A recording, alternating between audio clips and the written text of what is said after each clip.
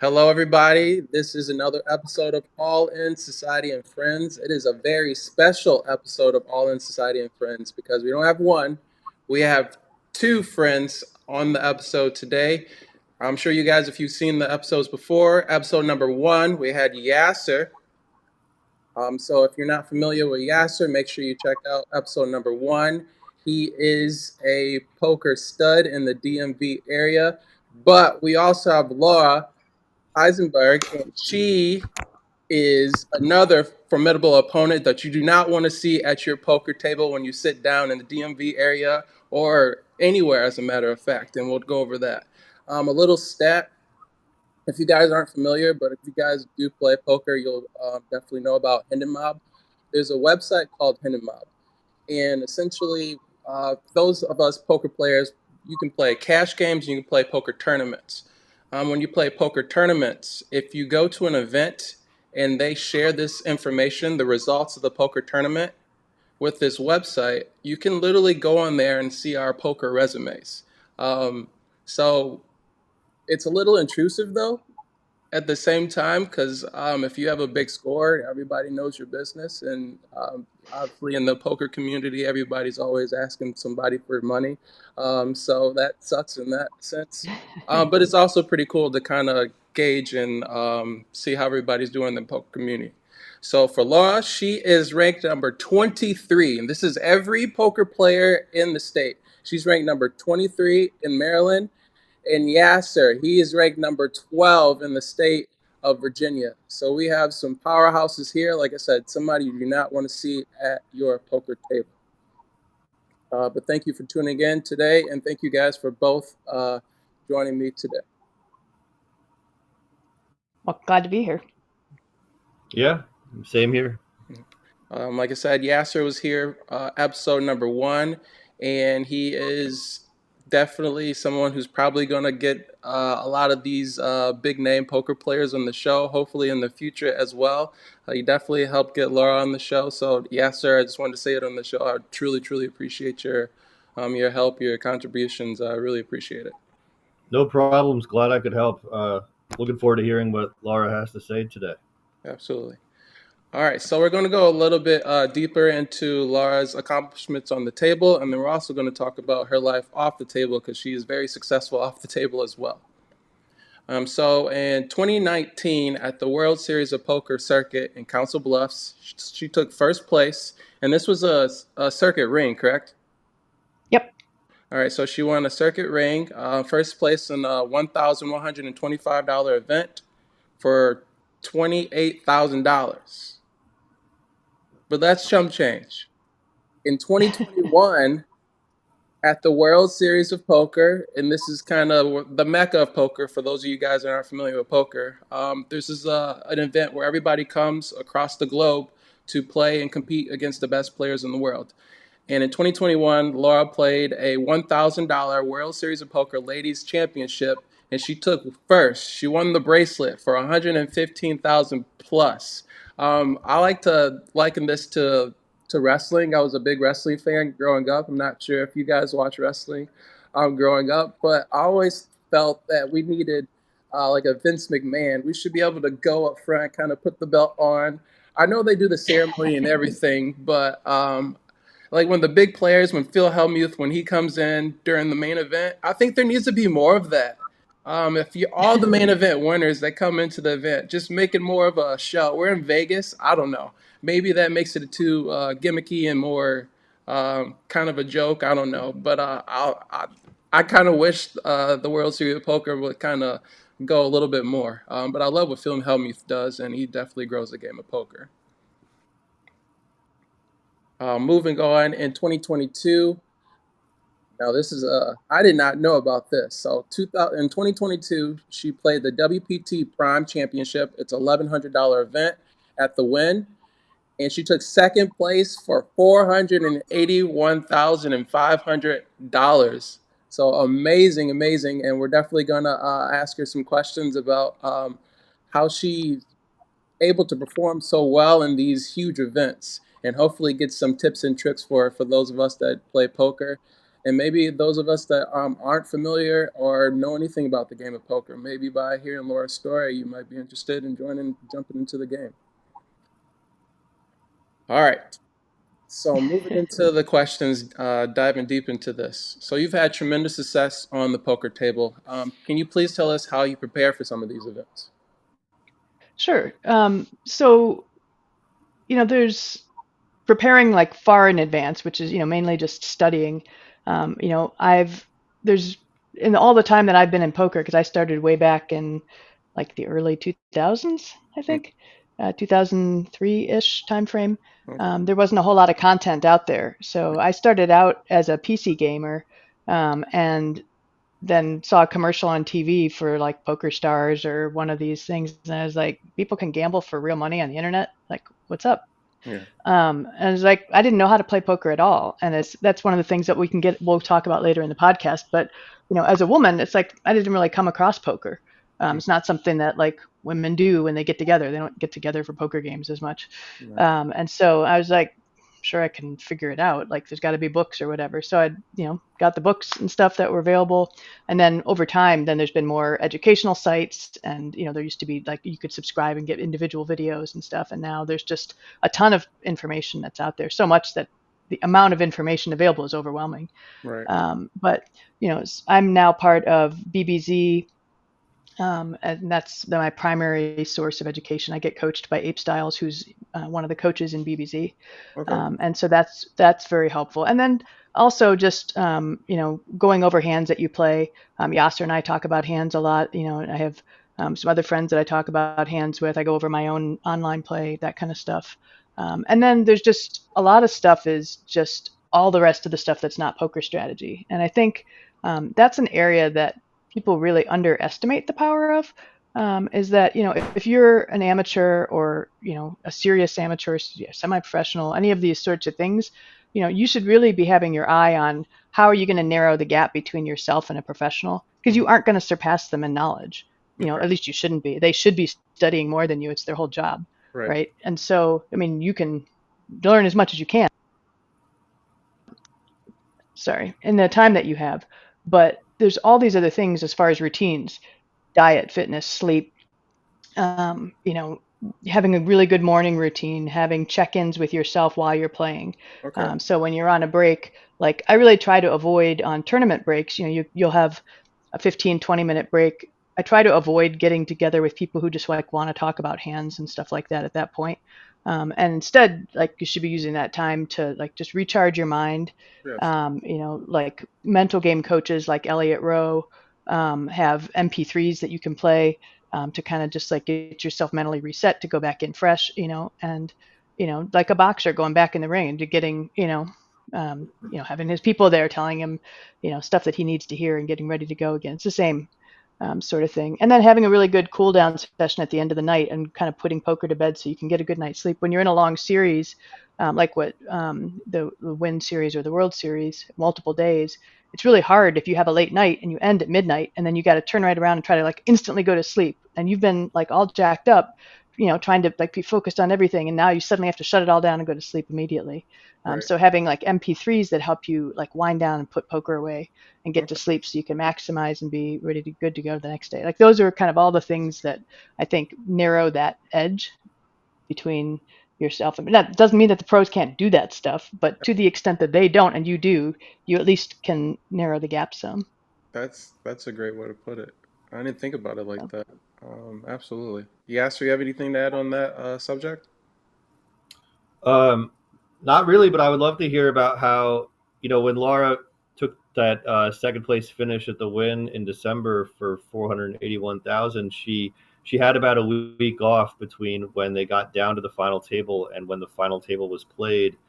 And for those watching who are interested in seeing that, I think you can find highlights of her final table on YouTube and maybe some other places. But Laura, if you could touch on how you prepared for the final table in that week off that you had. I know you did a lot of intense studying with some coaches, but I think our listeners would love to hear about what went into that. Yeah, absolutely. So yeah, that was interesting because I mean, you don't walk into a 5,500 person tournament expecting that you're going to be coming back to the final table. So I didn't have a room reservation or flights or plans. I wasn't that arrogant, and so like suddenly I was like, holy crap, I have to go home. I have to work, so I had to work for like 3 or 4 days Okay. when I went home, and then also try to prepare for the final table. And luckily, I mean, one of the coaches in BBZ is really amazing with ICM and final table work. And so I booked some hours with him.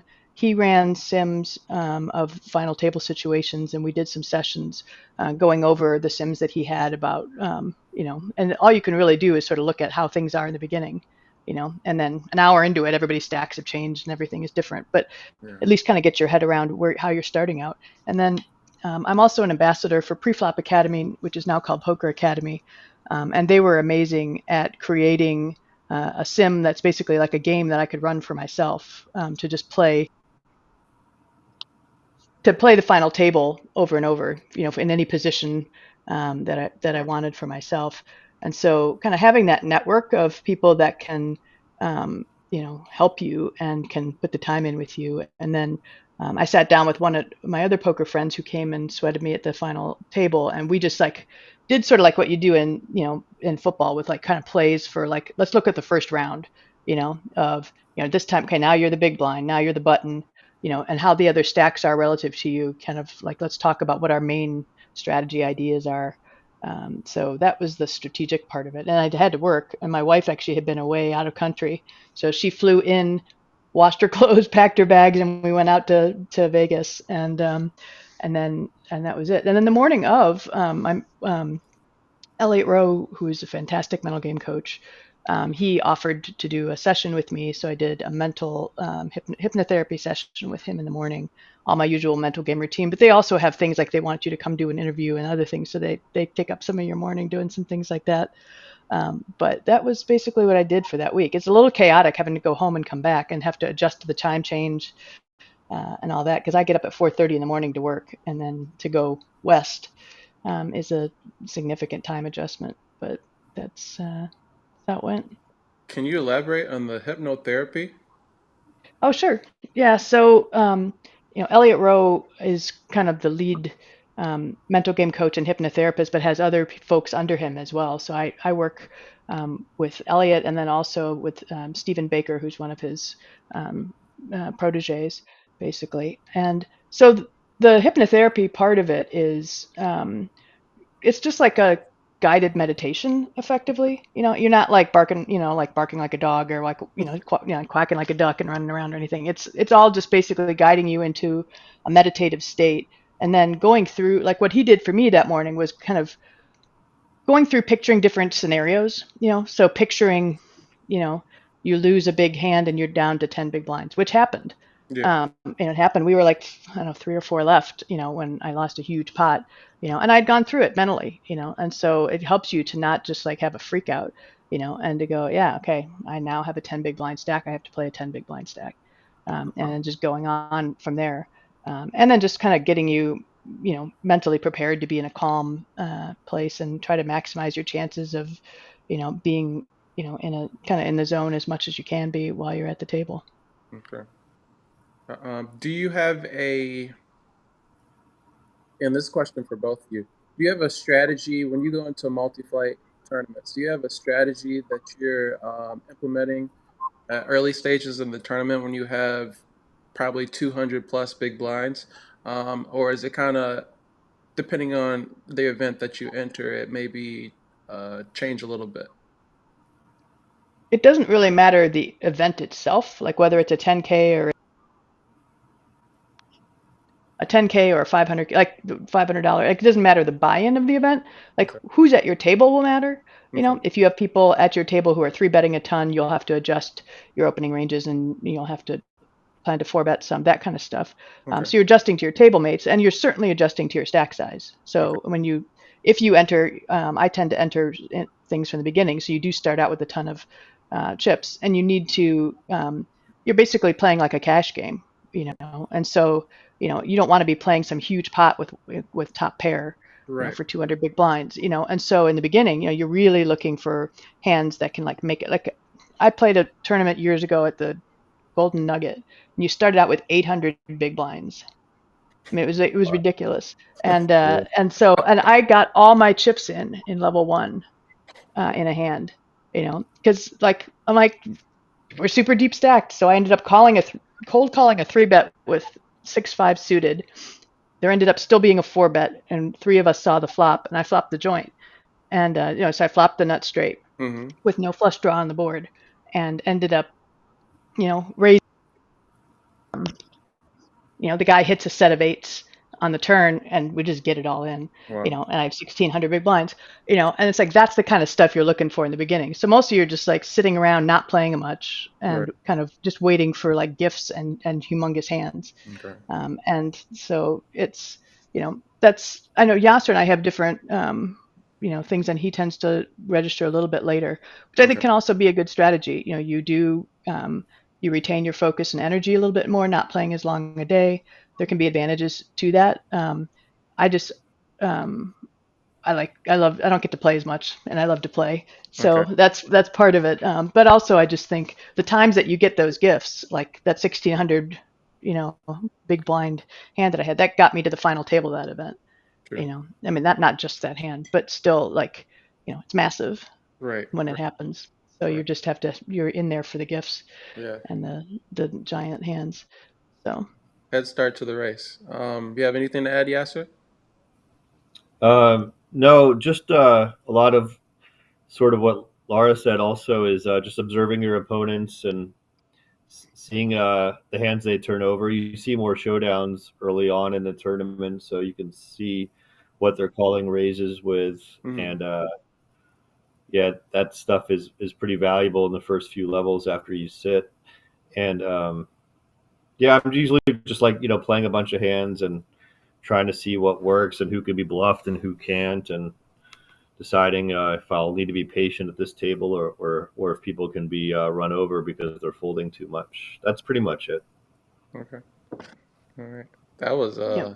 we got a lot in there. That was awesome. Thank you. Thank you. All right.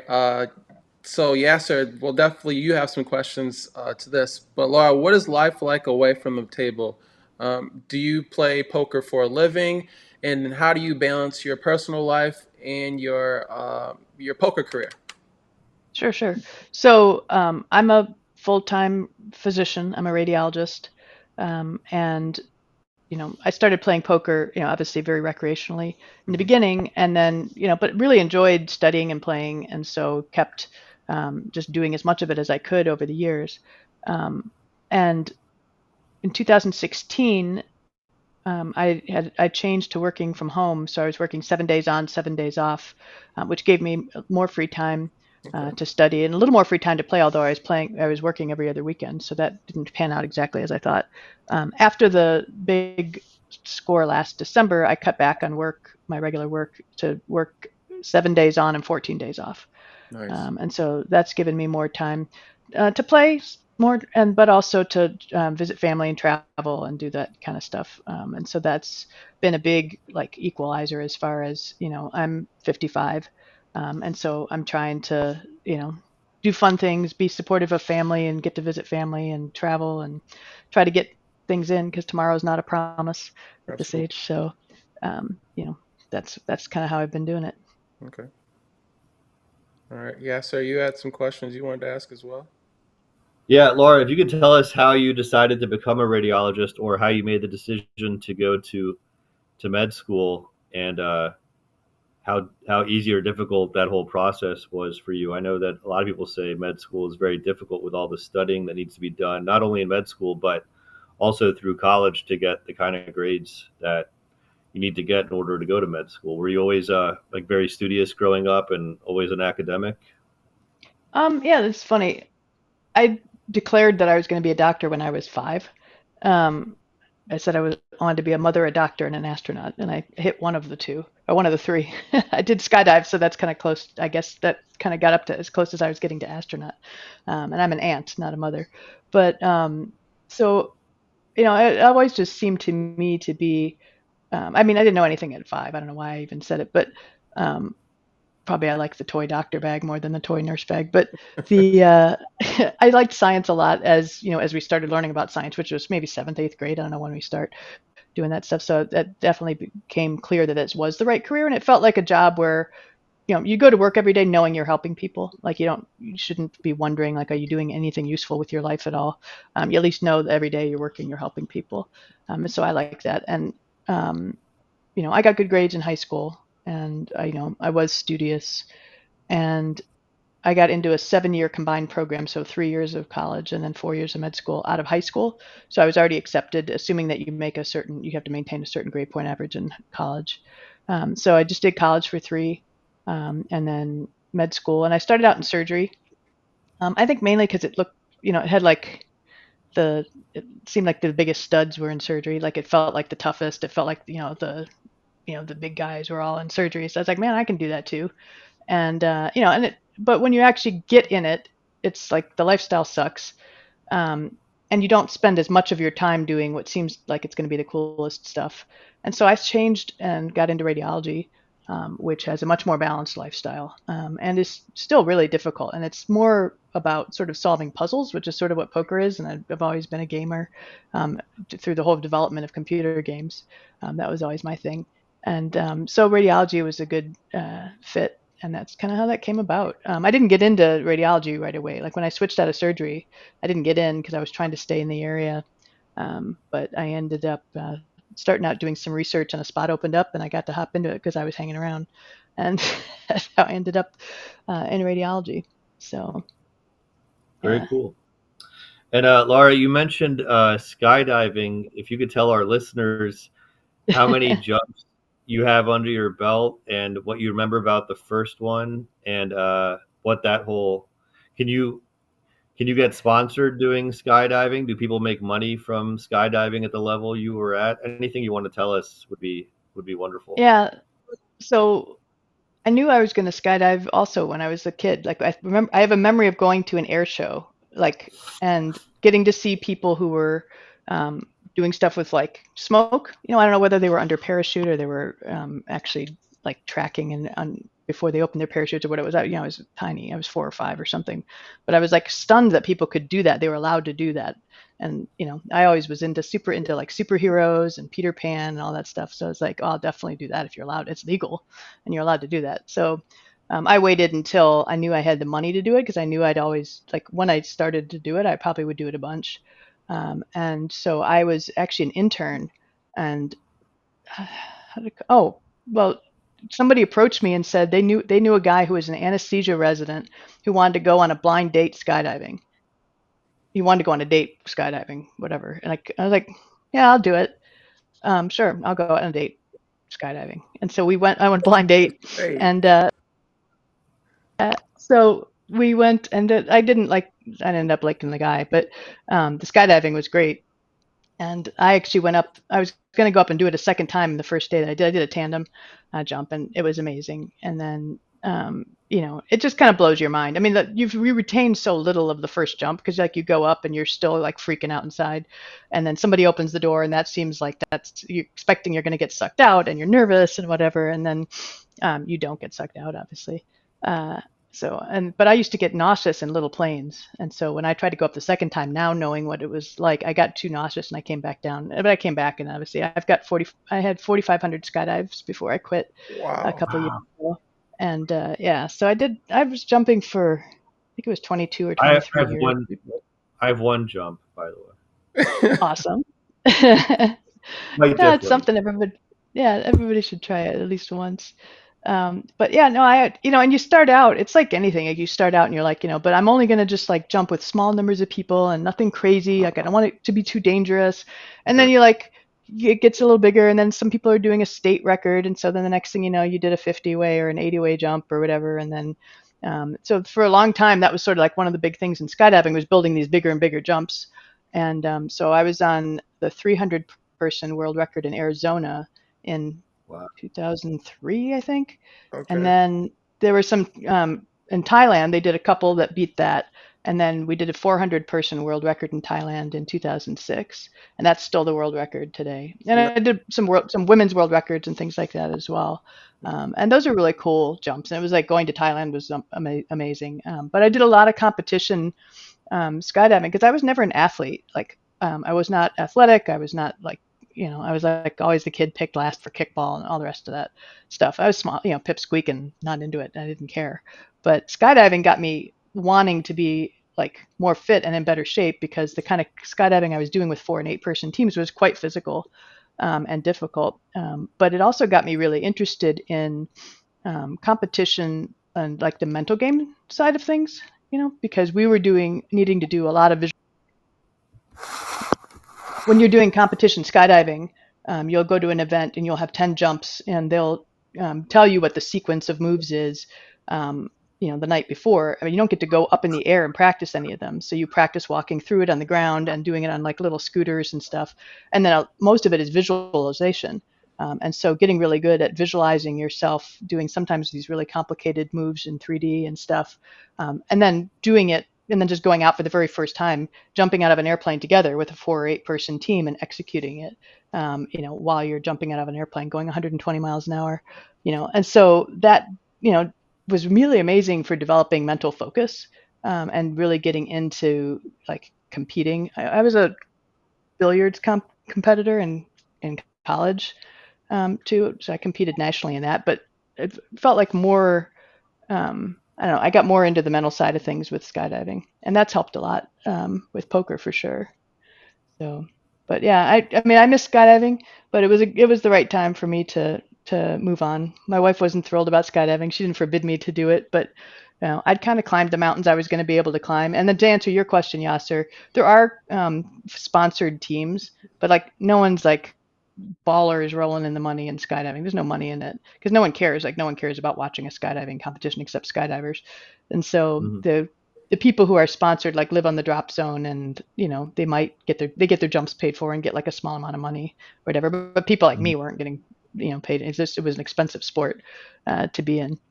So that's uh, Can you that's that. can you mention can you tell us anything about the thrill of skydiving, of setting a world record, to how your heart must have been racing when you were waiting for the board to run out for the hand where you won the women's bracelet 2 years Oh ago? yeah, yeah.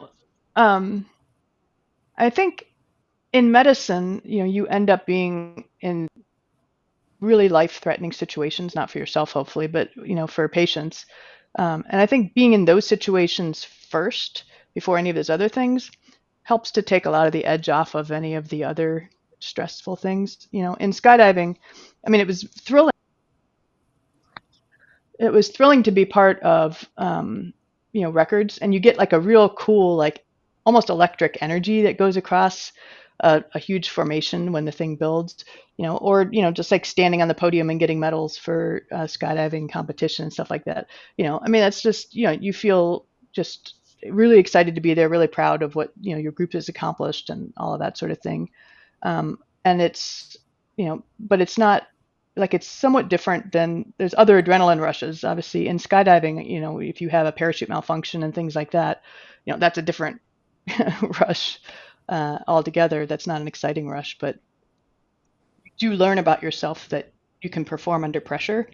So for myself, in the times that I've been in life-threatening situations in skydiving, like time slows down and I'm able to execute emergency procedures and things like that very calmly. And so having taken that forward, when I'm at the poker table, like the worst case scenario is I'm going to lose a pot and maybe lose some money. Like, not ideal, but it's not like I'm going to die, Right. and or a patient's going to die or something like that. And so I feel like that's helped me to be able to be more calm at the table. I mean, winning the bracelet was a huge rush, um, but I didn't end up like all in a whole bunch at the final table. Just maybe once. But at the Wynn event, it was like, me and Young Un were like all in like every other hand at one point for a while, where you're just like, dang, and so you're standing up and they always draw it out, where they're, you know, one more card, and then you like wait and then wait, and they're like, oh, she has 6 outs. What'll happen next? And you're just like, oh my God, so that gets your heart racing. But I think I feel less stress at the table than I otherwise would if I didn't have those experiences. So I think Okay. it's helpful. Okay. Right, I'm sure that's a huge advantage when you're not feeling stressed by the swings of a stack, which can really be the undoing of a lot of tournament players. They can't handle the mental stress of going from 50 big blinds to 11, and they feel like they're just out of the tournament. But you know how to battle back because it's a stressful situation, but you are sort of prepared for it from the other things you've done in your life. Does that sound about right? Yeah, I think that's fair. I also just think it's been helpful. Like doing mindset coaching has helped me to realize, like, and I try to remind my anytime I go to a tournament that like my job isn't to win the tournament and my job isn't to cash the tournament. It's not to final table the tournament. Those are all nice things if they happen. My job is to make good decisions. And so once I've made what is a good decision, like if I think it's a good spot to bluff and I get and called and I lose the hand, that's a win. I lose the chips. But like, I think you have to really be able to internalize that and believe it. And then that helps you execute in real time and also just not sweat it. I also think Mhm. that people who have a job outside of poker have a significant advantage as well in having financial security, is if the money isn't going to matter as much to you, whereas if somebody else is like, man, if I win this flip, I'm out of makeup, and, and you're not feeling that stress, or somebody's like going to pay their rent or not pay their rent based on what's happening in the hand, and you don't have that stress. It's a huge advantage too. And that's why, I think there's obviously big advantages to be a full-time player for things, but I think it's great having a job that doesn't put you under that financial strain. 100%. Sure. Can you guys both talk about your image at the table and how you want yourself to be perceived and how your posture and just some of those intangible things we maybe don't think about, how they matter at the table? Hmm. Do you I want me think to go it's first? Either I'm Sure, you sorry. or. Go go ahead. first, Yasser. No, you go. No, I thought. Okay. I guess I just want to be perceived as someone who's fun to play with, Okay. and will crack jokes and keep the mood kind of light, and that might get me more folds, when I want them. And I don't think much about my posture, but I think it is important to sit up straight. I think it can be very bad for your back, sitting 2 hours on end. I always try to remind myself to stand up from time to time, but I don't always actually act on that. Okay. I think it's really hard to know how you are perceived. Like I think like Yasser, like I want to be perceived as somebody who is enjoyable to have at the table. It's also like I would rather not be perceived as somebody who's easy to play against. But like I can't control how anybody feels about how I play or not. But I think part of your responsibility in the poker microcosm is to make it a fun game for people, especially people who aren't playing full time or a lot, like for a lot of people, like this is their chance to like blow off steam and just like have fun. And, if they want to play like a junky hand, whatever, that's awesome, and if they win a big pot, awesome. People are there for different reasons. Right. And so, just kind of respecting that. And when I think about moments at the table that like I'm not proud of myself, it's times when somebody wins with a dumb hand or something like that, and I make a snarky remark as I'm busting out and leaving, and you just kind of like it's it's sometimes hard to control that in the moment always, but then I end up like regretting it later and feeling like a jackass. Sorry, but I've been there many so times. yeah, I mean, I'm sure everybody has, but I try to remind myself before I go out the door, like, play with grace, you Yeah. know, be a good loser. Most like, I mean, and you can always try to remind myself too, like, you're a tournament player, 80 to 85% of the time, you're going to lose. Right. You're going to bust out and you're going to go home with nothing. And Mhm. that's what it is. And so expecting somehow that because you've been studying more than somebody else that like you deserve this or like you don't deserve anything and poker owes you nothing, Mhm. and so, focus on the things you can control and all that. But yeah, I'd like to be seen as somebody. I do think that I agree with Yasser, like focus on your posture at the table so that you're not like ending up with chronic back problems and stuff. I bring a cushion everywhere I go to play. because it makes a huge difference in my comfort and how my back feels at the end of the day for that reason. Right. And I also try to get the seat adjusted up a little bit. I do think that your height at the table affects how people see you. Like if you're Ooh, like this tiny shrimpy person, that's like barely seeing over the rail, you don't look like a threat. And Right. maybe that's good if you are a threat. But most of the time, like nobody has anything at the table. So you'd rather be more of an intimidating figure at the table than not, given a choice, right. as opposed to like looking like somebody that somebody can just blow over with a feather. Right. So I do try to sit up a little bit taller Okay. for what that's worth. All right. You did Yeah. mention something that, or Yasser, do you have a question? No, I don't. Okay. You mentioned something, Laura. You said when you're playing a poker tournament, 80% of the time, the expectation is you're going to lose your money. So for somebody that is maybe thinking about playing poker, can you tell them why they would even consider playing poker tournaments and maybe just stick to cash games? Yeah, I think there's good arguments to play either. Quite frankly, I think I don't play cash almost at all. Okay. I don't, it's got incredible flexibility, and but to me, it just doesn't have the complexity that tournament poker has. I love the fact that tournaments have a beginning, a middle, and end, and there's just all these different nuances of things that happen because of different stack sizes and the inability for people to buy in again at a certain point. Like that creates all of these incredible dynamics, and it creates much more psychological dynamics than when somebody can just like bust and then pull out another 500 and just reload their stack and like whatever. Right. And so it's all of that stuff isn't there in cash. But plus, you can enter an $1,100 event and win the thing for 720K. Right. Can't do that in cash. Right. You're not going to make a 720x buy-in on your day, Hmm. unless it's an amazing game.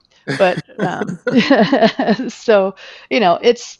But it's not even just like how big the scores can be. It's just the excitement. Making a final table and all the excitement of the things that go on around that. I thought the Wynn in particular did a really amazing job with their series last year when I went back and stuff. They had it all set up with like, this whole pregame show before we went out with a piano player and dancers and all this other stuff. And the people that were there in the audience were loving it. And then it was just super high class, Right. well done, really nice event in that way. And that was really pretty cool. So that's, once I think, unless you want the flexibility, it's like long days for tournaments. That stuff's rough, but yeah, you do have to have a different mentality. You're going to win a lot more days if you play cash, but you have to be willing to just like get beaten up pretty badly at tournament if you're a tournament player. Right. And your graph is always going to be just like down, down, down, down, down, spike, down, down, Yep. down, down, down, spike, and that's how it is. So you have to reframe what is success. Right. Success is making good decisions for more of the day than you did before, and then you just have to ride the variance train. Right. Right. Yeah, so what's your take for somebody who does play? You probably more poker than, or excuse me, more cash than I thought. I thought you were just strictly a tournament player. So can you talk about that? Well, I haven't played much cash lately, but the games around here at the Maryland casinos can be fantastic.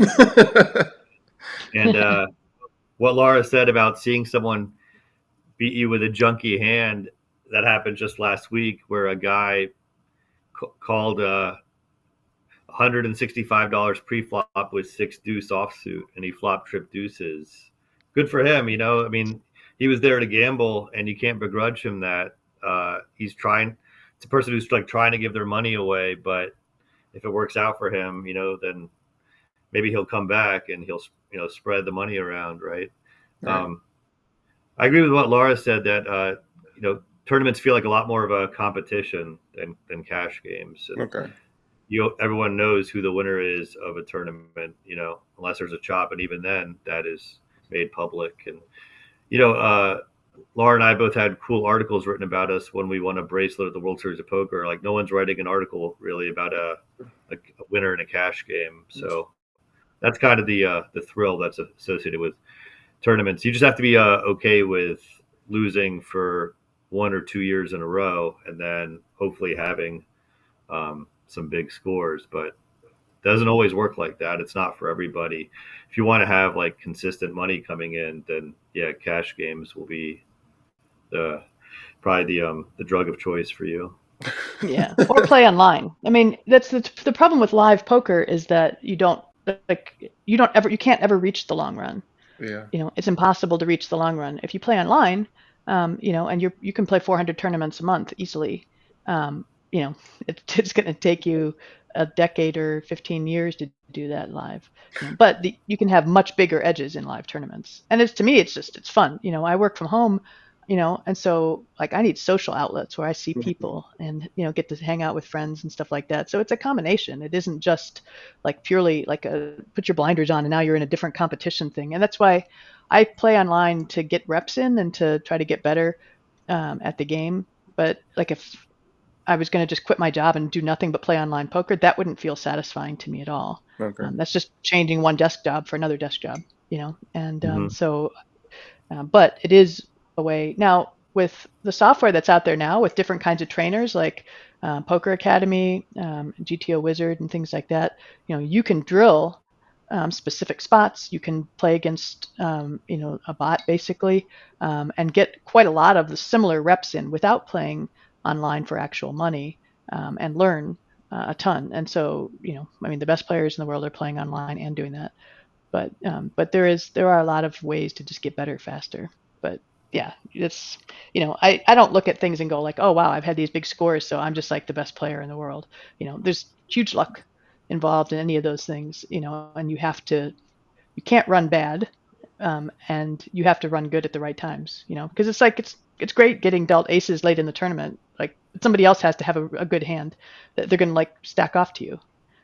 Otherwise like you get the lines or whatever. Right. And so it was great luck, but it didn't work out. Like you have to have the other person has to have good second best hands Yes. in certain things. Because I mean, it's still at the end of the day, a lot of poker is making good hands, getting paid. Mhm. It's not just like, oh, you're the biggest baller and you're bluffing everybody off everything. Most of your chips are still coming from making good hands. So Sure. All right. So this one's a little deep. I guess I'll give a little bit of my personal experience. So I took a route that no one should probably take. I was very passionate about poker, like yourselves. I played online as well. Um, so for me, I was playing online poker in high school, and then I think it was either my freshman year or sophomore year at college. Then you go online, I logged on, and you see the big FBI or whatever it was on the screen. I was like, "What is this?" And then they shut down online poker. So it really made me pivot. And the pivot I decided to do was not something I suggest, but I decided to leave college. And I decided because I knew that I could kind of travel up the casino industry ranks and make a living doing that. I wanted to play cards for a living and I wanted to kind of see if I could do it. And so I ended up becoming a dealer and finding ways to maneuver and getting back into playing cards. And I've had minor success, nothing like you guys. I dream to one day have the ability to hold up a World Series of Poker ring or a bracelet. But all this to say, it was not the easiest explaining my passion and my career to my family, my friends. yep. For both of you, what was it like? Kind of explaining whether it's a hobby or it was something that you devoted a lot of time throughout the week, and maybe that time wasn't going towards your significant other. What was it like playing poker and then balancing your personal life as well? Yeah, for me it was like my time has mostly been my own. Like I don't have kids, which is a big driving factor in being able to have free time to do things you want to do. Um, but I think ex- there's always sort of a skepticism and doubt among family and friends, that a lot of people's first reaction is like, oh, you're going to be a gambling addict, So like my current wife, her mom, like when first found out that I played poker, would talk, nonstop about her aunt so and so's son who ended up in jail and blah Mm, blah blah, and all these other things.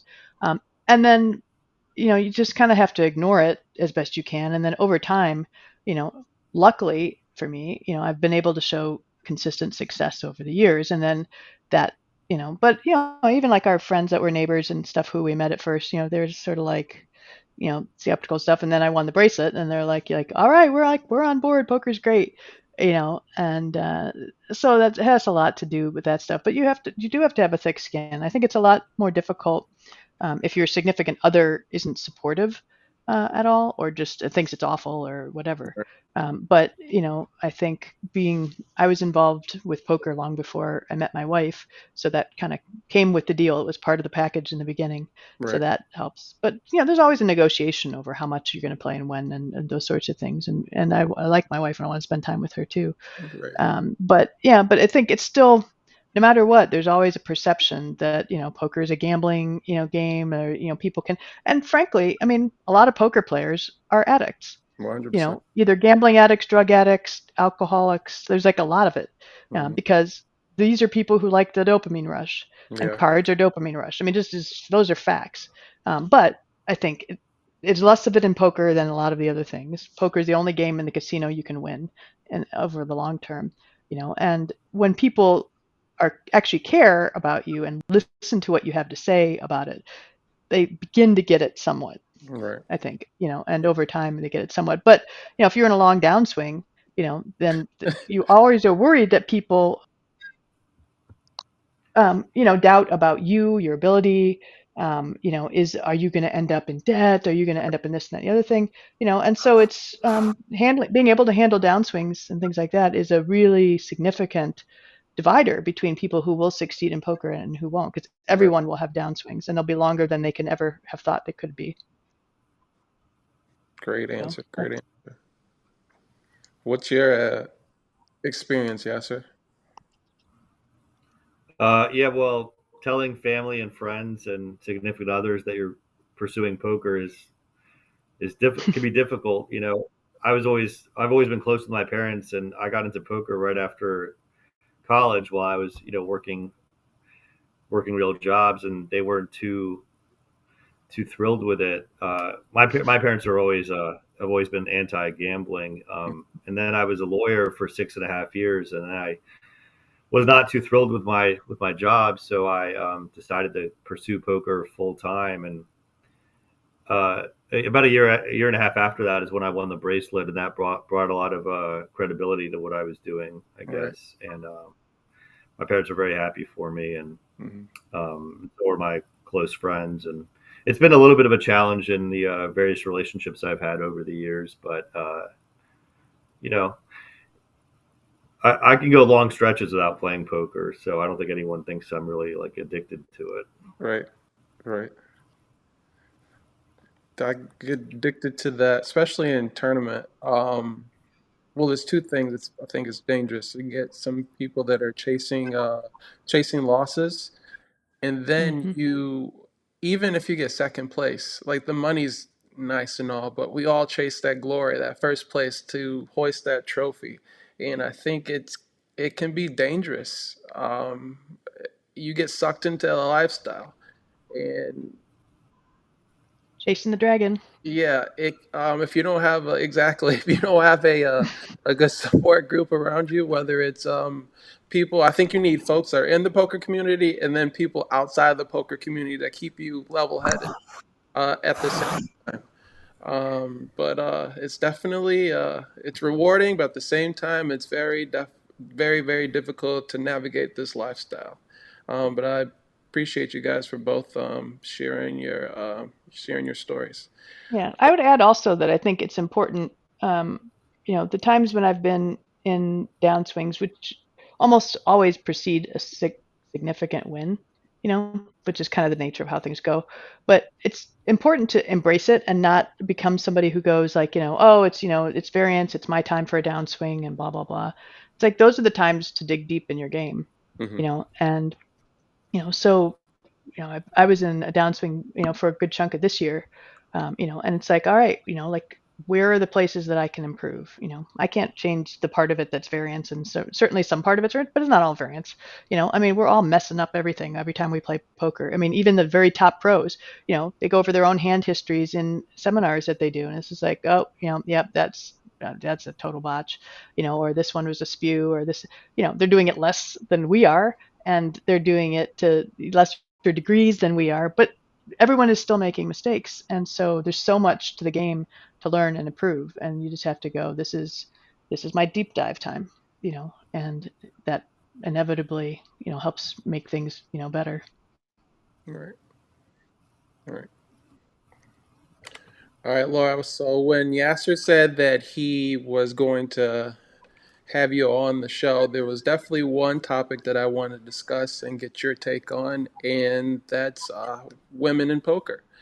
And so I saw an article on Poker News, and there was a women in poker panel that was hosted by Poker Stars during its North American Poker Tour at the Resorts World in Las Vegas. And the panel addressed ways to bring more women to the game of poker. And there was a couple of stats they shared. I wanted to share this with both of you and then the viewers. So, according to a recent PokerStars survey of 1,000 women in the United Kingdom, 72% of women do not play poker, with reasons including they don't know how to play and they've never had the opportunity to play. Women represent less than 8% of most fields at the World Series of Poker, and that's including the main event at the World Series of Poker, which is pretty much the biggest field where you're going to get the most recreational players and it has the most spotlight. And a couple more things to add. Rebecca McAdam, I believe her last name is Willits, hosted the panel. She is responsible for consumer relations for PokerStars. She explained a 5-year plan for the poker site, PokerStars, has in place to grow the game of poker among women, which includes a partnership with Aaron Leiden's Poker Power Women in Poker organization. Are you familiar with that organization? I am. Yep. Okay. Can you just kind of elaborate a little bit more on what exactly they are pursuing? So yeah, I'm not an ambassador for them. So there's several women's organizations in poker.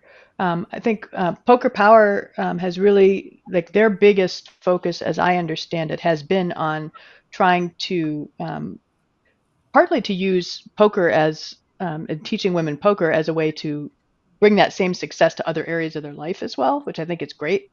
Um, but also just in trying to expand the field of women that play. Um, so um, you know, I think that's great. The Poker League of Nations that I am an ambassador for has similar things. In addition, they stake some women in tournaments. Um, and that sort of thing. And then, the WPA, Women's Poker Association, is obviously very supportive and strong in promoting women in poker. To me, I think any of those things that are going on, whether they're sponsorship, whether they're educational things, all those things are great in trying to bring women in. I think there's some really systemic issues around that are very difficult to address. W- One being that women just aren't exposed to poker early, and there's not really a way to get at that because nobody's going to be like super receptive to like us having things where we teach your 8-year-old how to play poker, and people are going to be like, yeah, no thanks. Where you just like, let's get a bunch of 8-year-olds together and start like teaching them how to gamble. Now I do that with my own niece. She has her poker set, and I've touched, and she's like a beast already at 8. And that's awesome. If you have, but that's usually done more in one's own family and not Right. like outside organizations trying to teach kids to gamble, or play poker. Um, so that's an issue. But I do think that if we can get online, back in the U.S. in general, like it's the more states that it comes to, the more you'll have women in poker. Right. Because there's barriers as far as as equal as we've become. Women still tend to bear more of the childbearing and raising responsibilities. Yep. Um, they have lower socioeconomic status on the balance. All of those things are barriers that can't be overcome by us just like teaching people how to play poker or like having things having reasonably structured lower buy-in events That sort of stuff. Having casinos be supportive of women by offering tournaments at reasonable price points, I think is great. And like Maryland Live has done a number of those sort of things. I think that's all good, Right. good stuff. But but online is really very woman friendly. You Okay. can, especially if you play cash online. I mean, you can just like hop on, play for 45 minutes, and done. There's no driving to a casino and all the rest of the things. So but it's a challenge, and it's certainly a much more untapped market than the male market. Um, is I do think that there um, and that's an even bigger thing, is just that women are not pushed into mathematics oriented fields as much, and that's a chicken and an egg thing, of who's oriented to what based on sex, and like that's we could debate that all day. But I think that there's certain elements of what poker is that draws men to it, like moths to a flame, Right. and it's that, competition thing of being able, and also just being able to bust somebody, the mathematical, end of it, and the gambling. Like, there's just elements of it, and the aggression. You need to be aggressive to succeed in poker. That tends to favor men, I would say, in general. It doesn't mean that like I'm an aggressive player too, but that just right out of the gate, there's certain elements of it that tend to favor the Y chromosome, in my opinion.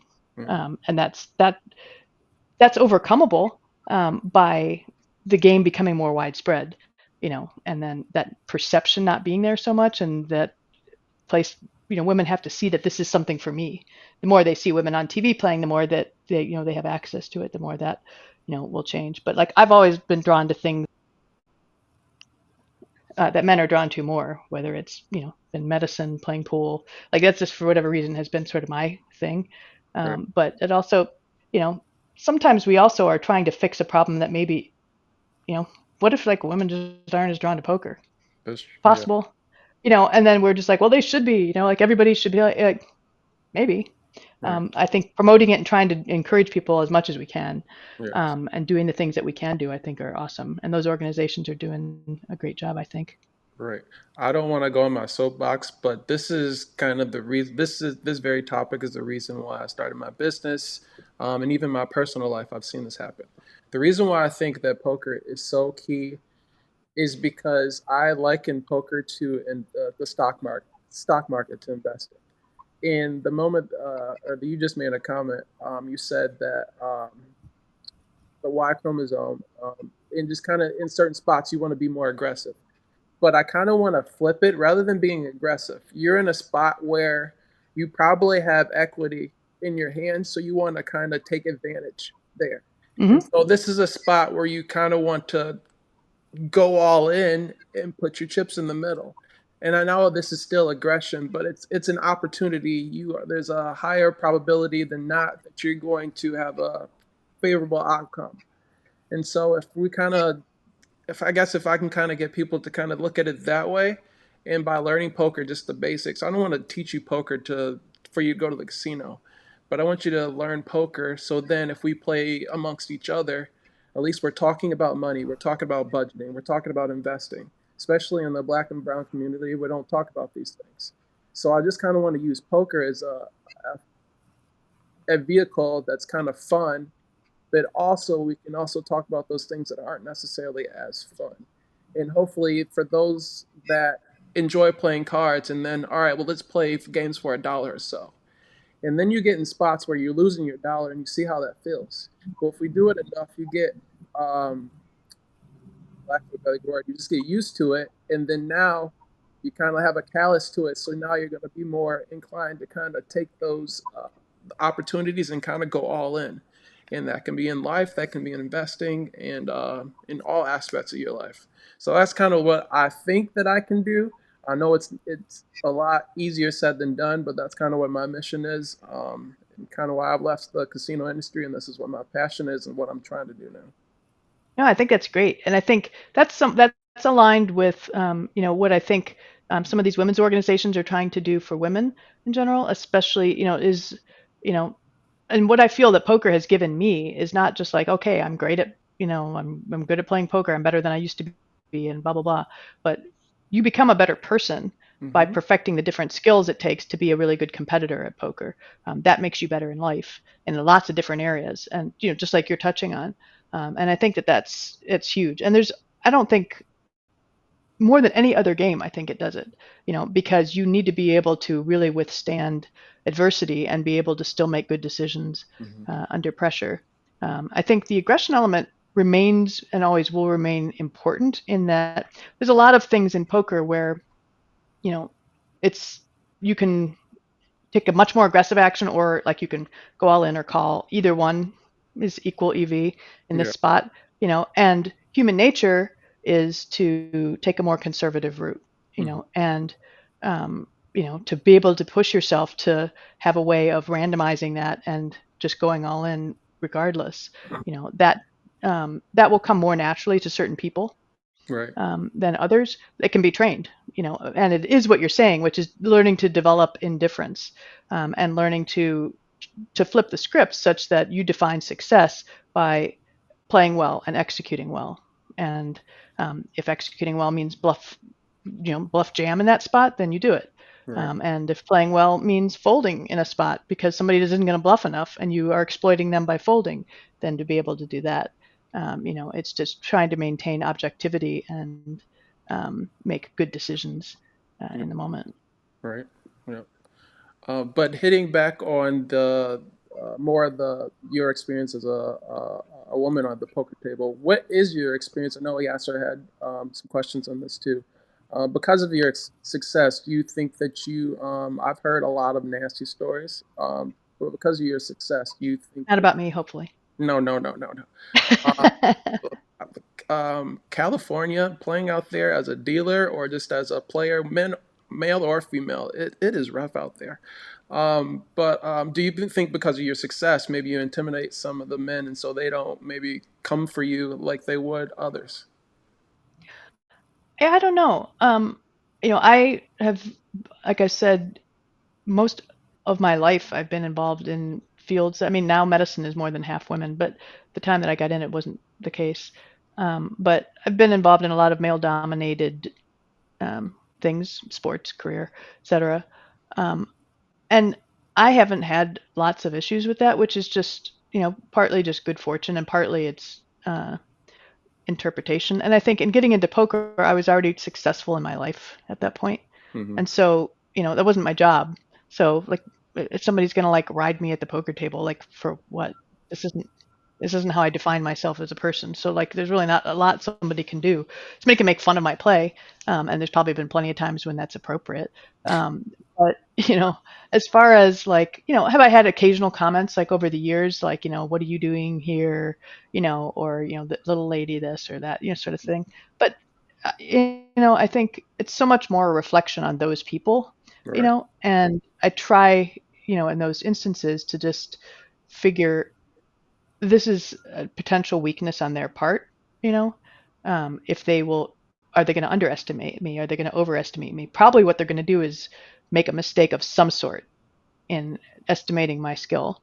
And my job is then just to use that, and, so, I mean, and I've had, my own struggles in poker. I think one of my biggest mental game leaks used to be feeling bullied at the table, and I had some bullying and stuff as a kid, which I think everybody did. I wasn't like exceptionally bullied, but that's one of the things I worked with in hypnotherapy was getting through that. And that like somebody would three bet me 3 times in a row, and I'd be like, this guy just thinks he can push me around because I'm a woman or this, that, and the other thing. And it's like, no, it's like, you know what? They got dealt aces, kings, and queens. Like that's what actually just happened, or like one of them was a bluff and the other two were value, like whatever it is. It's the chances at the table that somebody's actually decided that they may think you fold too much, and that may be legitimate and it may be true. Mm-hmm. In which case you need to like think about like, are they taking advantage of something appropriate, but stories that we tell ourselves at the table, are important to try to recognize. But I think that overall behavior at the table, in my opinion, has just gotten better and better over time. And there's going to be drunks, and there's less of that in tournament poker in general. But there's going to be people who are pissed off and they've lost a whole bunch of money and they're going to yell at people or they're going to do whatever. But um, most of the time, I've even people who are kind of notoriously bad boys in poker and things like that. I usually have either steered clear of or just not happened to had issues Okay. with. And you know, that's been fortunate. I know it's real, and I know there's stuff that's out there, and so it's not to discount other people's experiences in that regard. But I think it's important to do that. People in general try to make the tables as welcoming as they can. You Right. know, like especially if you think someone's a bad player, your job is to make that experience super fun for them. You know, and you know that's your marketing. You know, if you lose pots to those people, like Yasser did in that one ridiculous hand, like that's your marketing budget, you know, and that's what Elliot will always say. This is your marketing budget, you Mm. know, like when the casino, when you win on double black, you know, playing roulette, does the casino yell at you and tell you what a fish you are? Like they buy you a dinner and a Yeah. room. Yes. They know this is their marketing budget, and they make sure everybody knows that you just won $10,000 on double black, and they're thrilled, you know. And so this notion that we're like, you know, pissed that people when they suck out on a 2-outer or like whatever it is, you know, and they got their money in horrible, it's like it's your marketing budget. It's Mm. hard sometimes to recognize it in the moment, but that's why the game is alive and well. Mm-hmm. Mm-hmm. Mm-hmm. I tell you, it took a lot of self control to not call that guy the six deuce a clown and a moron. But I knew I was going to regret it 5 minutes later, so I took a breath and just wished everyone good luck and got up from the table. Yeah. That's good. I mean, this guy's great for the game, and he's not there to win. He's there for the dopamine rush of having beaten someone with a bad hand. Like Right. that's the value, you know, and that is part of the thing. Like sitting at the table is like trying to understand people's why. Why are they there? You know, some people are there because they, you know, they love the thrill of busting people, you know, and they will take significant risks in order to execute that, you know, and when they succeed, they may build a big stack, you know. But I mean, there's a player I can think of just offhand, you know, who plays, you know, and that is his prime. Clear, it's clear. That's his primary motivator to be there is that thrill of busting people or getting a big stack and then getting to push people around. There's that need, you know, and so you know you have to adjust to that person and you know recognize when you have significant investing opportunities against certain people. But you know, it's painful when you see people that are, you know, goofy and you're losing to them. It can be really annoying. Yeah. Yes, you look like you're getting hot under the collar just thinking about this. But that's part of the objective as a poker player is you see people winning with bad hands or playing very poorly, but most of your winnings in poker are going to come from those bad players. So you have to just figure out how do I take advantage of the horrible hands this person's playing or the way they're betting their hands. You're not really making your money from other good studied players. It's from those people who you think had 8 rocks for breakfast. It's those people that you want to That's right. adjust to. You got to just figure out how to beat them. You can't just shrug your shoulders and be like, oh, well, that guy's unbeatable the way he's playing. Like, no, that person probably is beatable. You just got to figure out how to do it. Right. Mm-hmm. Well, you see some really interesting dynamics. Like, I remember being in a 5K at the WSOP one time where it was a super mix of a few very experienced people and like a couple of guys that were super recreational, you know, and it ends up being this weird dynamic of the good players fighting each other over the fish, you know, and you know, one person is isolating them, another person is re-raising to isolate them with a somewhat weak hand, and then the next guy is like, yeah, you know, F all you guys, and just, you know, jamming all in and forcing everyone to fold, you know, and you just, you know, get all these crazy situations that can happen when like that's where the main edge is coming from, you know. I mean, I sat in Right. day 2 of, I don't know what it was, like a 6 max or something over at the Wynn when I was there, and it's like main event final table list, main event final table list, you know, high stakes pro, high stakes pro, high stakes pro, and then like one guy sits down and he's like the only one, you know, and he was the only one everybody was after, and everybody else is just like play like you're playing against a bot against each other, and you know who's going to get the guy first, and Right. crazy dynamics.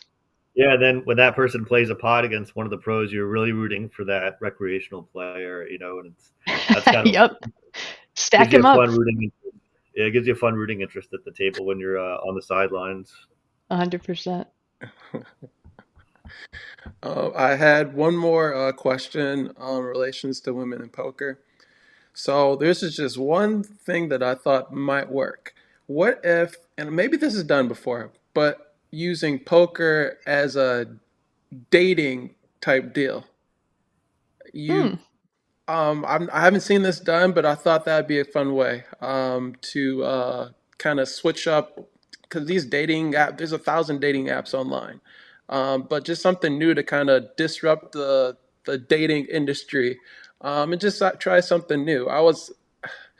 I don't think Adam would be willing to do something like that. In my relationship at MGM is not very well right now, so I don't think I'd be able to do it there. But maybe at Maryland Live, they'll try something. I know they had like a Jack and Jill or a tag team tournament, but just Hmm. something new, a new Yeah, game to try. I don't know, just something new for the poker community. I like it. Yeah, Yeah, you can learn a lot about somebody by observing how they learn poker or what their thought process is. I think you could unfortunately nix a lot of people very quickly. Um, Yep. based on what they think about certain situations in poker, or just like the way their thought process works might make you shudder. You know. yeah, yeah. The format I was thinking is just kind of like a blind date. You get matched with somebody, and then you just guys. It's kind of like the tag team, and you have to play each other's stacks. But then the person could kind of be behind you, and it's a little bit more fun. That you guys can talk in the middle of hands and things like that. So there's more still interaction amongst you two. You're not just waiting to sit down and play. But Right. yeah, but maybe I don't know something we could do online, or I don't know. Um, but I did have two more questions, and because I want to be respectful of both of your times, we're over an hour right now. Where is your favorite venue to play tournament poker? Um, well, it's a complicated answer, I guess. But in Vegas, it's probably the Wynn Okay. for this tournament series. Um, I mean, I love playing WSOP events. I don't. I think that the Wynn runs their series really, really well. There's certain things about WSOP that like they've got to get addressed, like not having a wait list, which is just absurd. I mean, I stood in a 4-hour line to, Yeah. to get into a tournament there. It's unnecessary, and it's just not respectful. Hmm. Speaking of being respectful for people's time, I mean, the Win their tournament series last year, they were blown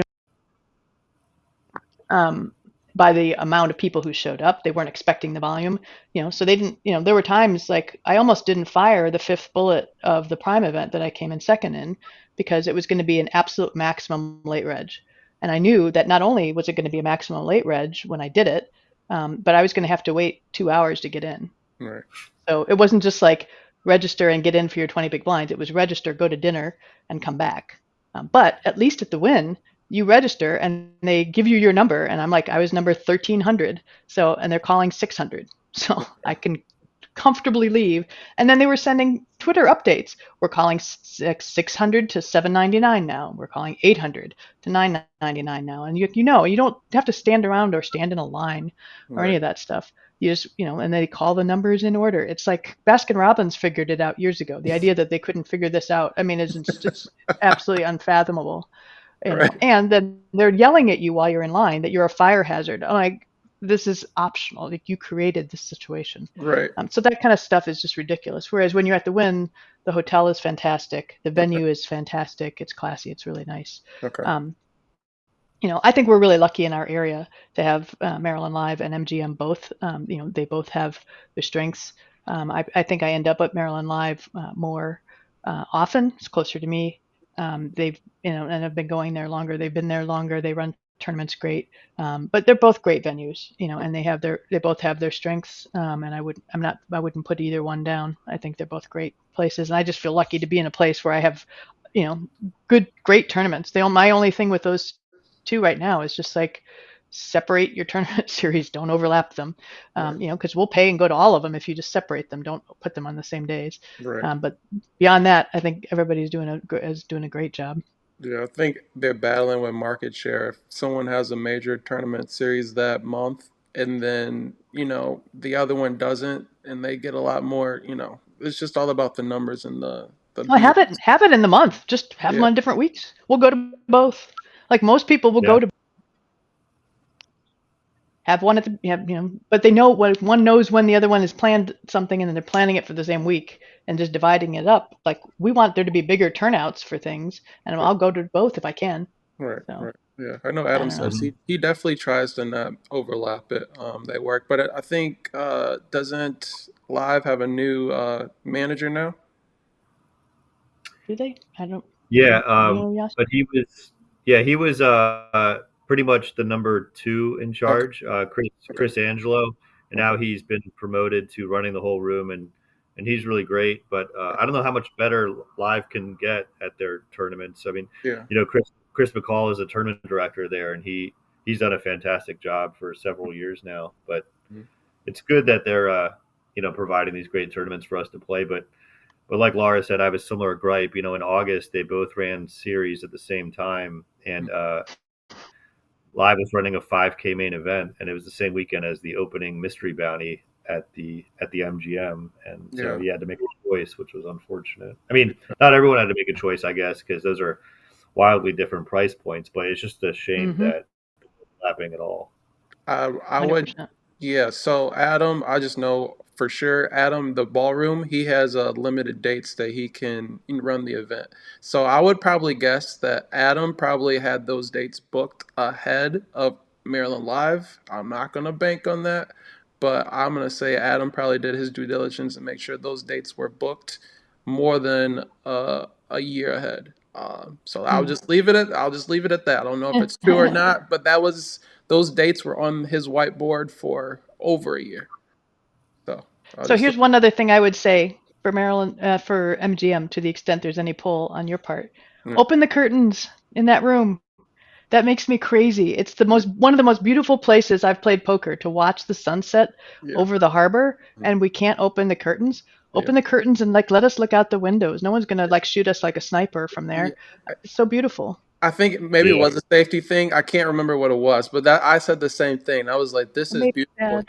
Yeah, but I think the Yeah. last time they had it in that middle section, so we Yeah, we unfortunately, couldn't then. yeah, Yep. yeah. Another 100%. thing is, do not, and I texted Adam, and I said, "Hey, these chairs are trash." Um, before the next event, he asked her if you say anything to him. I know they don't have a lot of. They just use what's in the back, but they need some new chairs. We cannot expect us to sit in those chairs. That's ridiculous. That's That's why I bring my uh, disrespectful, cushion. actually. Yep. yeah, no argument here. Yeah, yeah. But yeah, Yasser, what's your favorite venue to play tournaments?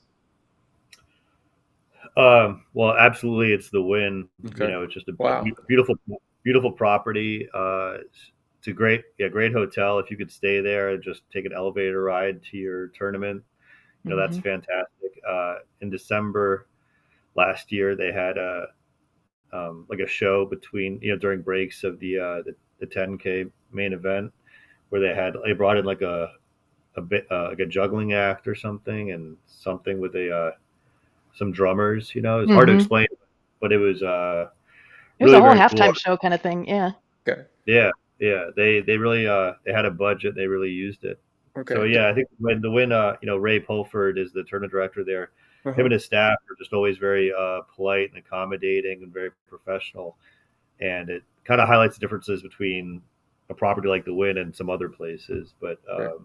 yeah, I'd always love to go to the Win for Hmm. sure. Yeah. Yeah. WSOP brand is awesome, but sometimes I think they're bigger than they just want to make as much money as possible and not really thinking about how the experience is for us. Mm. And Right. yeah, and the Win is obviously doing it right. You both said the Win, and I've heard when I said I was going to Bahamas, there's multiple people like, "Why are you going out there? Go to the Win." They're 100% doing something right. They're providing a great experience, and hopefully it expands and they continue to keep doing great things. For my last question for both of you. Can I need to step away for 1 second. Yeah, absolutely.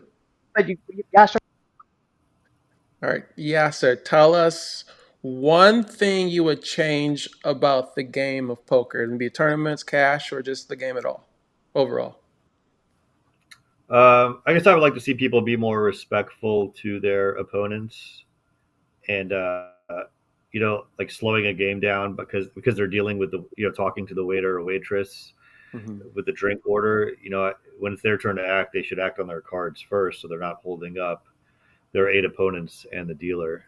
Um, Stuff like that. And then also, I like to see people win gracefully. I think sometimes people can they don't even sometimes realize they're doing it, but they will win a pot and then they'll explain their thought process to the person that they just beat in the pot, and that's happened to me. And sometimes it's tough to not say something like, "I didn't ask, I don't care, just take the chips and we're Mm-hmm. moving on." Yeah. But some people just don't know any better, and they don't even see it like that might be doing the post mortem of a hand might be a little bit insulting to the person they just beat out of like $600 if it's a cash game, or if they just when you bust someone out of a tournament, there's very little empathy in poker, and I think that could be a problem. I mean, but you're also kind of numb to it when you've played a lot of tournaments and you see some people take some horrific beats. You might not bat an eye. 2 weeks ago I was playing in the multi-flight tournament at MGM, and it was aces against kings all in pre-flop, Mm-hmm. and the aces flopped the set, and then the kings made running quads, and some people at the table didn't bat an eye, like I said, because it didn't happen to them, so they don't care. And other people were like, wow, that's astounding, because that's not supposed to happen ever. Right. But you play enough poker, you're going to see everything. Mm-hmm. So it would be nice if people were just overall, I think, more respectful of the game and their opponents, like not talking during a three-way pot. I think that's really unfair to some people who might be in the hand, just not having enough respect for the game. Mm-hmm. That's, I think, probably the main thing I would like to see change. Yeah, it's hard because those are kind of like those unspoken rules, and if the game expands, you have to kind of educate those new players as well. So that's probably going to be just kind of like a ongoing element of the game we'll have to, I guess, work on. Yeah, Yeah, I think Exactly. you got to teach new people the etiquette stuff. Like Yeah. I remember right. that as I first got into poker, like not knowing, like part of it is you don't even really like know how often things happen all the time either, and so like you think that like getting aces against kings is like a 1 in a million kind of Mm. thing. Like it just seems like, oh my god, that never happens, kind of thing.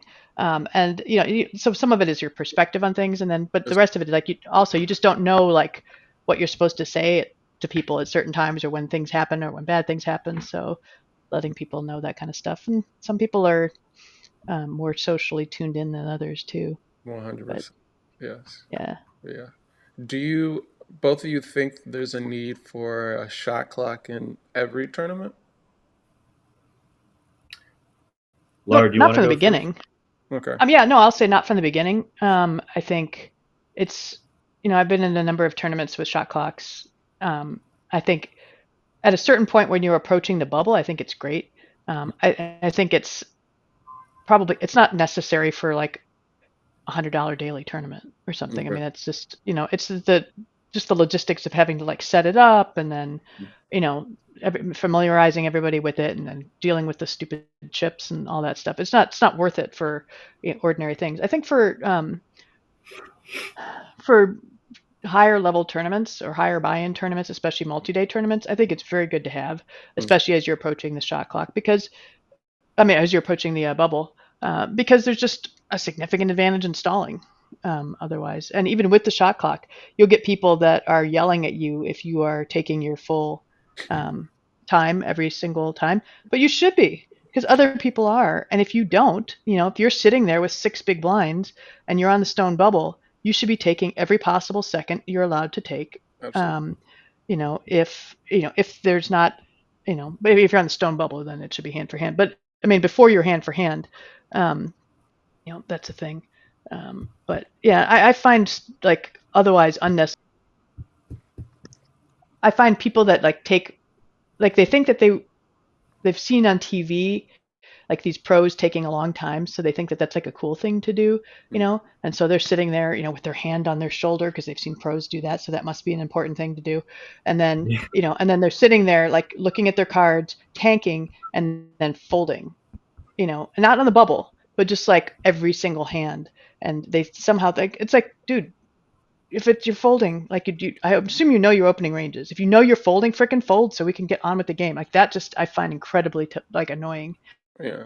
Yeah. If you have a tough spot and you need to take a long time to think about a difficult decision, I'm not going to call the clock on somebody. Take the time you need. Mm-hmm. But if somebody's a chronic tanker, and they're just doing it, I mean, Yasser and I think, are familiar with a local player who does this every single tournament. He just takes like 30 seconds and he knows the actions on him, but he knows that it tilts people, and he's doing it, I think, specifically for that reason. That I think is something that at some point that person should get penalized. Yeah. It's very disrespectful to the game for sure. Yeah. So what's your And take? Oh, go ahead, Laura. No, I was just going to say, and it gets to like the whole heart of what we were talking about, which is you want to grow the game, you want Right. there to be recreational players, make it fun. Don't make it annoying and Yes. irritating. Right. Right. Yeah. Yeah, I think some people take a long time, and they know. I think they kind of enjoy knowing that all the eyes are on them, waiting to see what they're going to do, and they might take an extra 30 seconds or something. And also, I think a lot of people's perception of time is a little warped because they might be tanking for 2.5 minutes, but to them it only seemed like 45 seconds. You know, I think it'd be an interesting exercise to like put someone on a clock and then without telling them how long it was afterwards, be like, okay, how much time was Hmm. that? Yeah. People would like, drastically underestimate how much time something was. We have the power of calling clock on someone, but a lot of times, especially at local tournaments, there's only like one floor person in the vicinity, and it'll take them a while to come back to your table. So even from the time you tell the dealer you want a clock, it might be another minute before that clock starts. Yeah. So that's kind of a problem. Yes. Yeah. And if I'm not in the hand, I'm mostly not calling clock unless it just gets ridiculous. Okay. There's certainly been times where it's just like, all right, we're many minutes into No, this. I understand that, and I'm sort of the same way. But even when I'm not in the hand, I mean, every second that goes by is affecting everyone's EV in the tournament, right? So if I got 14 big blinds and I'm sort of worried about it, like I'm ready to move on to the next hand if I feel like the player's taking an inordinate amount of time, Mm-hmm. In some cases, I guess shot clocks would be very helpful as the bubble approaches. Okay. Yep. Well, and then also once you're in the money too, that prevents a lot of tanking around pay jumps. Yeah, So I like it, like leading up to the bubble and going beyond, which is how most WPTs are. And I like that format. I think it would be very difficult for them to execute that at the World Series just because of the massive numbers of people and massive numbers of iPads they need to do the thing, right. in addition to the chip, things. But I like it. Mm-hmm. Okay. Laura, the final question I asked Yasser was, tell us one thing you would change about the game of poker, if any. Yeah, I mean, I think there's plenty of things. I mean, but I mean, like I already touched on, like having a reasonable alternate list that just goes in order. I mean, that's every other every other place but the WSOP, I think, in the world pretty much has it. But so that's a personal thing I would change. I do think that one big thing that does need to be changed is that I love Big Blind Ante. It's great. It expedites the game. Mm-hmm. But when you get, particularly when you get to the final table, it needs to be at least truncated when you start to get shorthanded, like maybe at least at 4 players or 6. Okay. It shouldn't be a full big blind because it radically changes things, especially heads up. To have a full big blind ante in there every other time. I mean, it cuts down. I mean, it just makes the pot huge every single time. So that's I think that adjustment needs to get made. Okay. But Do you think they keep it bloated just to make the action? I guess maybe if they're streaming it for TV, it creates more action. Do you think they're doing it on purpose? I don't. Um, I think it's just easier to leave it as it is Oh, okay. because it wouldn't be hard to just say it's a half big blind Mhm. ante. But I mean, but it may be the case. But it's you know, in certain events, it doesn't matter as much, when you get to, if you are still significantly deep stacked when you get heads up, but that's often not the case. And it's, even if you don't have a big blind ante, it's going to go fast enough. And then in that case, I would say just shorten the levels. If you were at hour levels, make them 45-minute levels when your heads up, or some places make it 30. But the impact of any single one hand, having a full big blind ante, it's pretty significant. So. Okay. All right. I appreciate it. We are much right on the hour and a half mark. So I want to be respectful for both of your times, and I truly, truly, truly appreciate it. Yasser deserves all the credit. He's the one that pretty much he was here for episode number 1, and he definitely got you on this episode. So Yasser, I truly appreciate it. I appreciate you taking the time doing this today. Hopefully, we can do it in the future. I know Yasser discussed trying to get Jane on as well. If we could all 4 be on, that would be amazing Fun. as well. I know she definitely has a ton of stories, obviously Oh Lord, off yes. the felt. So that'd be amazing to really dive into Jane and her background and her poker experience. So Well, thanks for letting me hang out with you guys today. This was really fun. Enjoyed absolutely, talking with thanks for you. joining us. Thank thank you, you. Laura. Yeah, Thank you. my And I think pleasure. if anybody, whether they're a fan of poker or not, there's something in here that anybody can take from this. So this was amazing. This was great. Great way to start my day. Absolutely. Mine too. All right. Good. Thank you again. Viewers, make sure you follow this show. This will not be the last time. So make sure you follow. Stay tuned. Share with your friends and family. And thank you both again. Have a wonderful day. All right, you too. Thank Bye. you.